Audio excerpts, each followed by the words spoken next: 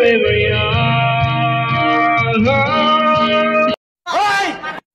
Nabulangan nyo! Wala kang awa! Oy mga gar, nibalik na punta. Ipakita lang ako sa inyo kung ano sa among trabaho kung na-delivery. Bisan nag-ulan, kung bati gihapon. Bitaw god, anak man na. Hindi totoo yan. Bola lang yan. Sira ulo.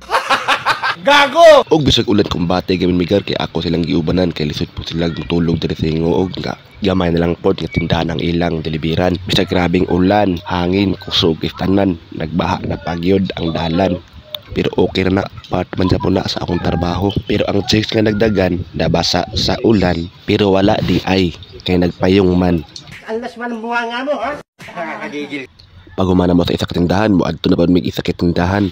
Rodyon Pharmacy gihapon. Kung nakatuod mo ani, comment lang mo kay aron natong masabutan. Niabot rin mi si Rodyon Pharmacy, dapit ra ni sa BDO. Ako lang giignan na akong kauban nga magpalo na mo. Nakapalo na pa sila daan daw. Bilip ko diri mga tawanan ni bisag ulan kisanan wa gyapon nawalag paglaom. Bisag dili na unta dawaton, malipayon yapon.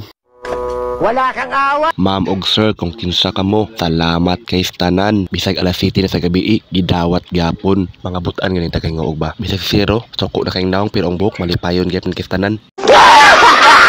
Og dayon ni abot mi sa Rose Pharmacy dapit sa Princetown. Nag-deliver po mi ani isa ka karton. Dayon ni palit di ko tambal kay mar kailang tanon na. Dayon na human na mig-deliver sa isa ka karton. Og maora to mga gar. Kung nakaabot mo na nga video, daghan kayong salamat. Hindi totoo yan.